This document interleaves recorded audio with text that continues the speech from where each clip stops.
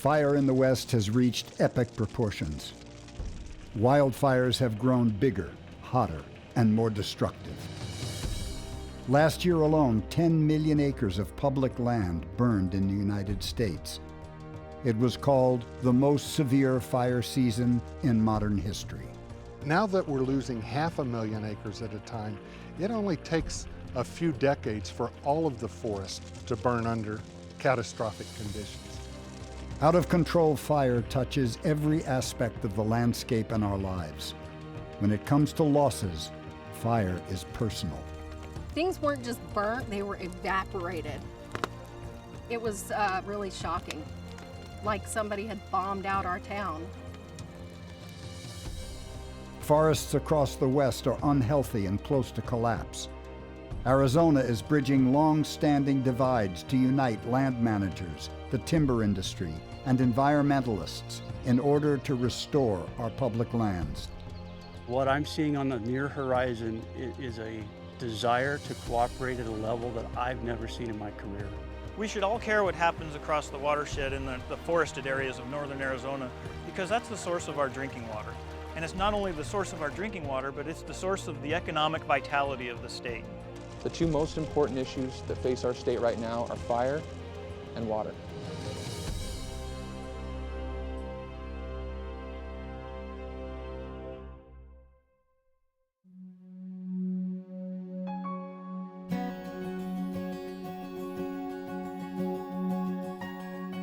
Catastrophic wildfire takes no prisoners. It can incinerate an entire landscape. Healthy forests clean the air we breathe, purify the water we drink, and are home to wildlife. In Arizona, the yellow-belly Ponderosa Pine is the grandfather of the woods.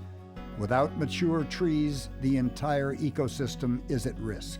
The watersheds of northern Arizona, in particular the headwaters of these watersheds across the Mogollon Rim are some of the most important features we have in this state, both in terms of the environmental values contained within the watersheds and in terms of the services and environmental values provided to folks downstream. This particular stand of Ponderosa Pine is the largest contiguous stand in the world. It provides a number of ecosystem services that we really value. A good, sustainable, clean water supply, as well as clean air. So what happens in those forests, in those forested lands, has a significant impact on the quality, the reliability, and the sustainability of the water supply here in the valley. The Salt and Verde rivers provide water to millions of people. But wildfire in these crucial watersheds has been growing exponentially. In the 80s and 90s, 300,000 acres were lost to fire. Since the year 2000, nearly 2 million acres, about 1/4 of the entire forested area in and around the Salt and Verde watersheds, have burned. Now we're in the era of what we call mega fires. By mega fires, we mean fires that are in excess of 100,000 acres that basically burn until they run out of fuel or the wind direction changes. In recent years, the size and scale of wildfire has changed dramatically. The record for biggest wildfire in Arizona history has been broken again and again. In 1996, the Lone Fire was the largest wildfire on record. It scorched 61,000 acres. But in 2002, Arizona was introduced to a new breed of destruction. As two fires merged into one cataclysmic event, Rodeo Chediskai devoured 470,000 acres, over 700 square miles, an area larger than the cities of Phoenix, Scottsdale, and Tempe combined. It was really hard to put the size of the Rodeo Chediskai fire into perspective. It was burning erratically, it was burning hot. The rate of growth, the rate of spread was off the charts. It was kind of frightening, truthfully. I didn't know what to expect. I didn't know how they were going to stop it. So large, it created its own weather system. Rodeo Chediskai grew into thundering columns of smoke, flames, and volatile gases. These firestorms would tower up to 30,000 feet before collapsing in violent downdrafts, scattering hot embers into thickets of dry, brittle trees. High winds whipped the fire into a runaway inferno. Firefighters like Darren Whiting called it the monster. It's very, very intimidating, frightening. I got to the point where I never knew what quite to expect when the fire was coming our way. And you could see heat waves ahead of the fire. They were boiling back there and rolling. They were pushing smoke ahead of them, and it was just an unknown. It was in the driver's seat. When Rodeo Chetiskyi pushed past all fire breaks toward mountain towns like Heber, Pinedale, and Show Low, more than 30,000 residents had to be evacuated. Like many people, Stephanie Hunt returned to find her home burned to the ground. We pulled into the neighborhood and we saw where our house used to be and our neighbors' houses. And then my breath just caught. I couldn't breathe. There was nothing left but part of the chimney. You think you're prepared, oh, your house burned down, this and that. But then when you actually see it, it's just such an impact. We just cried forever over the loss of our home. I lived in a place called Timberland Acres, a really nice, heavily wooded area. I had a really nice log home with a nice sized piece of land. I used to have a garden and everything there, and it was really a peaceful, wonderful place to me. It was the best place I've ever lived. And the Rodeo Chetiskyi fire burned through there hot and heavy. One of the things that I did in preparation to my home before the Rodeo Chetiskyi fire is I had a big wood stove inside my house. And I was certain that no matter what happened, it would be like a fire safe. And there was a few items that I put inside that wood stove and sealed the doors shut and walked away from it. Well, it melted. The doors warped. It fell open. The stuff that I'd put inside of there was gone. And that was shocking to me. I never thought I would see that. It's kind of hard to have to go back to town and tell your family that, hey, our place is gone.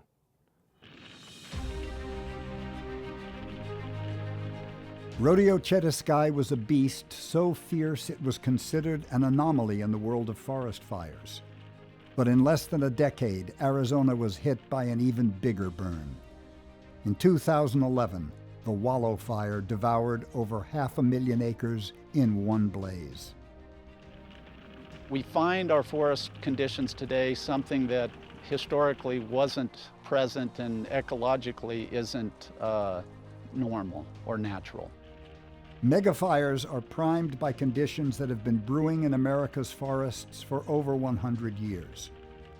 In 1910, born of drought and lightning, the biggest wildfire in American history raced across Idaho, Washington, and Montana, burning 3 million acres and killing at least 78 firefighters. The staggering loss of timber, towns, and lives spurred a federal mandate to put out all fires, natural or man-made, on public lands. Total fire suppression led to a population explosion of small trees. However well-intentioned, excluding fire from the landscape for over a century is one of the primary reasons our forests are so volatile and unstable today. We've been suppressing those fires anywhere from 80 to 100 years. That's not good for those habitats. It's not good for the soils. It's not good for wildlife.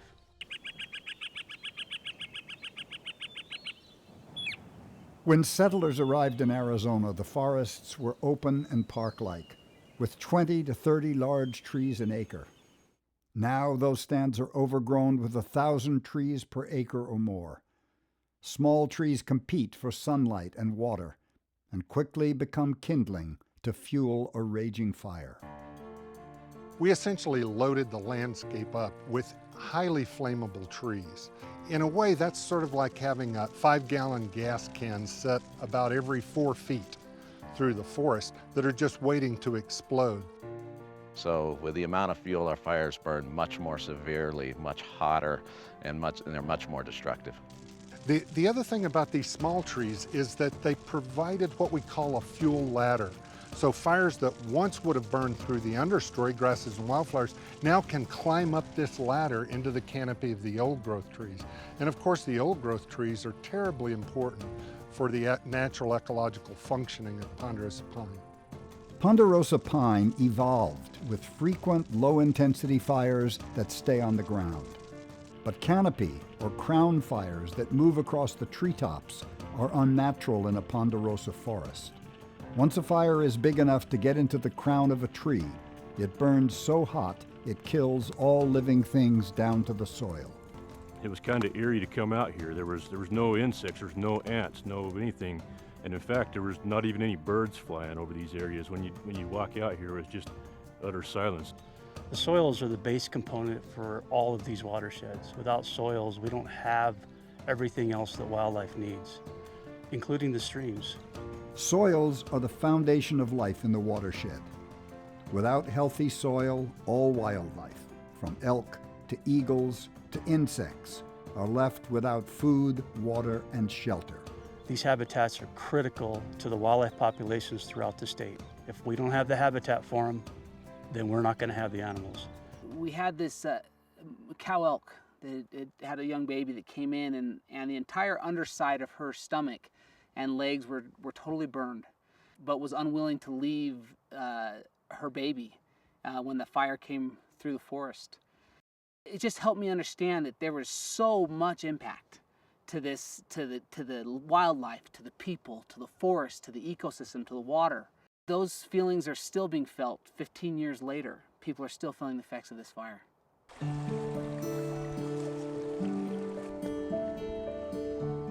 When a forest burns, it scars the landscape and destroys the very thing that draws visitors to the high country. White Mountains are full of places to recreate. People like to hike, fish, hunt, camp. And this is one of the most popular places in the state for people to bring their families. It doesn't look the same. I can't find those places where we would have picnics or we would shoot our bows and saw firewood. I myself will never see it the way it was again. My children will never see it, and their children never will either. That's lost. We can never get that back, and that makes me want to cry. A major fire and its aftermath can derail a mountain town's economy for several seasons.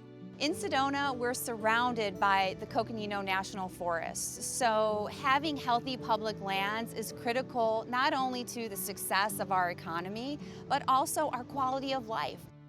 Small jurisdictions, counties, cities, and towns, their economies are tied to the safety of the forest around them. Then the cost when a fire actually hits, it shuts the town down. It can be devastating.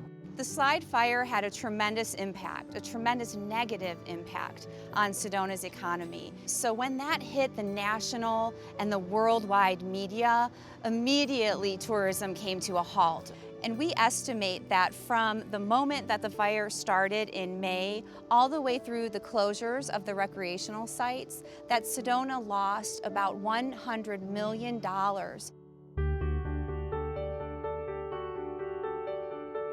The slide fire consumed 22,000 acres and took 16 days to contain. But extinguishing the flames doesn't always put an end to the destruction.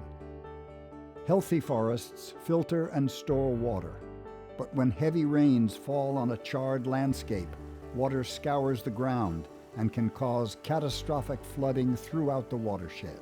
And one of the terrible after effects of fires is that the ground becomes impenetrable to water. They actually call it hydrophobic. It's almost like a rooftop. And the water just rushes off the land, but it's so powerful because it's moving quickly that it just strips all the dirt and soil and everything with it, ash and everything that was left behind by the fire. So it really changes the way water moves across the ecosystem, and actually that affects not only the local forest, but downstream users as well. Forests in Arizona's mountains and cities in the desert below are part of the same watershed. Plants, animals, and humans are all connected by their common water source. Phoenix's drinking water actually comes from the mountains of northern and eastern Arizona, and it's snowmelt and precipitation from those mountains that eventually makes its way into the Salt and Verde River systems that then feed the canals that end up here at the water treatment plant. So now we have this huge burned area that's going to produce water that has these toxic elements in it, and it's all going to flow into our reservoirs and affect our water quality. So when the water is loaded with ash and sediment, we call it turbid water. And those turbid water events show up here at our water treatment plants, and they really overwhelm our filters. The only thing that can really guarantee safe, clean, reliable deliveries to our customers is a healthy watershed. The White Mountain Apache tribe owns 2,600 square miles in the heart of the Salt River watershed. For over 50 years, the tribe has been thinning and harvesting their forest. Their active management made a difference when the Wallow Fire reached tribal lands. It went from a fast-moving crown fire to a less intense surface fire. We understand the importance of thinning the land for a sustainable forest. It's not just to protect against fire. Thinning does that, yes, and very well, but it also gives a lot more ecological benefits. You know, life and property is very important too, but to us, you know, the land is. And Mount Baldy, that's our cultural and spiritual stability. Sunrise, that's part of our economic stability. So it was very successful at protecting those, and it did help communities off reservation as well. Fires don't pay attention to boundaries. A fire burns up, it doesn't matter whether it's Forest Service land or private land or tribal lands, it's just going to burn till it runs out of fuel. Well, we need to be thinking about ecological restoration in the same way. If we take care of the land, it's going to take care of us. And that same sort of mentality needs to be addressed in all management, everywhere, regardless of who the landowner is. The problems facing our national forests and our watersheds are too big for one agency to do it alone. We really need to partner. We need to work together to get out of the problem that we're in. Now, public agencies, scientists, and private businesses have collaborated on the Forest Restoration Initiative, a 20-year management plan to improve forest and watershed health. Forfry will rehabilitate an area that stretches from the Grand Canyon to the border of New Mexico. The Forest Restoration Initiative is the largest restoration project in the history of the Forest Service. Our goal is actually to restore those Ponderosa Pine forests to a more resilient ecosystem. In the timber wars of the 1990s, federal managers, environmentalists, and business operators clashed over logging practices and the conservation of wildlife habitat. After years of legal battles, access to wood on national forest lands was severely limited, and many timber operations were shut down. Now these former adversaries are coming together to plan and implement Forfry. The Forest Restoration Initiative has a very robust collaborative group that ranges from actually environmental groups to timber industry and everything in between. So it's a really interesting and exciting set of partnerships we have between a less than traditional cast of characters. And that is the most positive outcome of our fires, our catastrophic fires, is that everybody is working collaboratively to fix this forest. Forfry aims to restore 2.4 million acres across 4 national forests. Restoration starts by thinning the landscape of small diameter trees and woody biomass, excess limbs, needles, and treetops. Biomass is bulky, hard to transport, and has little value in the marketplace. Removing it economically has been a stumbling block for restoration. Forest restoration in northern Arizona really requires a large number of small trees to be taken out of the forest. And the only way we can afford to do that is to work with industry that is doing something with that wood and biomass. One thing you have to understand about our thinning here, it's different from what we did in the past. We cut a lot of large old trees, which are what we're lacking in today. Now we're focusing on thinning small trees. We need to find some creative outlets for those products. It requires everyone bringing their intellect and their energy and resources to the question. Forfry invites industry stakeholders to expand the market for wood products made from harvested materials, such as heating pellets, shipping pallets, and mulch.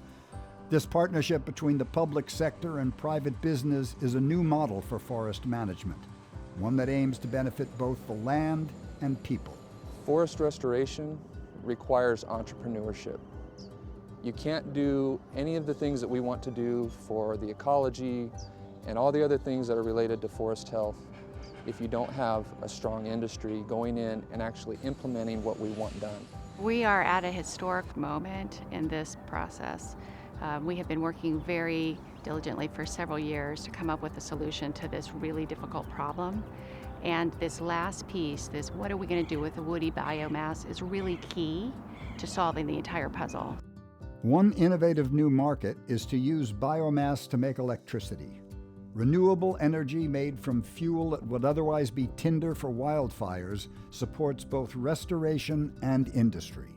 So for every load of logs, there's another load and a half to 3 loads of biomass in the woods that has to be removed. That was the genesis of the biomass facility. You had to find a way to get rid of what is really worthless material that's making our forests so unhealthy.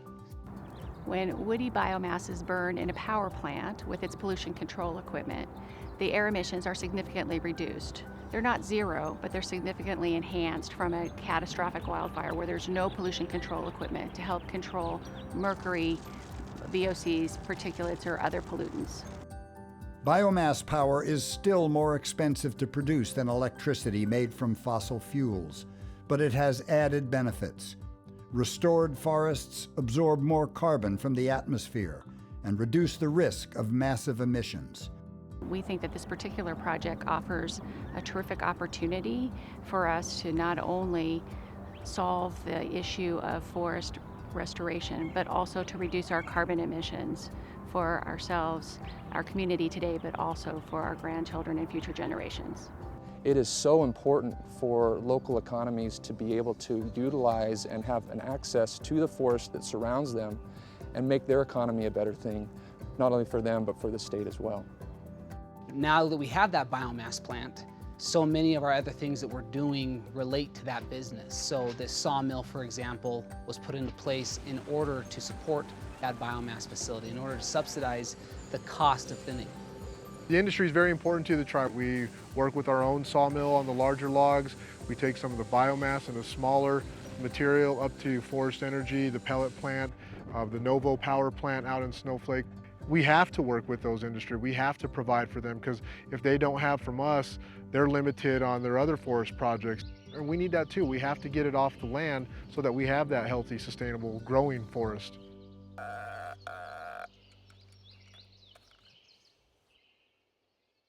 We're particularly concerned about the old growth trees. They're the most critical parts of the ecosystem. And what we found on these restored sites, as soon as you thin them out and reintroduce natural fire, these old growth trees, some of which are 500 to 600 years old, start growing like teenagers. After thinning, prescribed fire is a managed reintroduction of fire back into the ecosystem. Prescribed burns rejuvenate the soils and support a more diverse and resilient landscape.